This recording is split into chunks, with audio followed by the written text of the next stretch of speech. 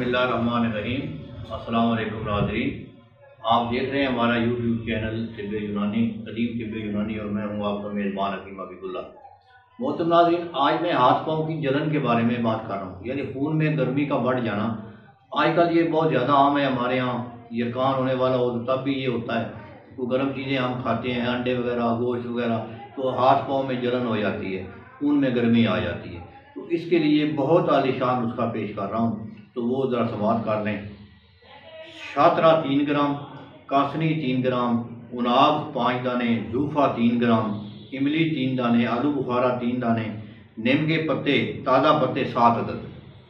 फिर सुन लें, शातरा 3 ग्राम, कासनी 3 ग्राम, उनाब 5 दाने, जूफा 3 ग्राम, इमली 3 दाने, आलू बुखारा 3 दाने, नीम के ताज़ा पत्ते 7 अदद। तमाम चीज़ों को एक शाम को भिगो दे एक गिलास पानी में, तो सुबह को मलना नहीं है, वैसे ही नितार कर पी लेना है। बस ये 7 दिन कर लें, हाथ पाँव की जलन ख़त्म हो जाएगी इंशाल्लाह। खून में ठंडक आ जाएगी, जिस्म ठंडा हो जाएगा, तबीयत में सुकून आ जाएगा इंशाल्लाह। तो ये करें, इंशाल्लाह बड़ा फ़ायदा होगा।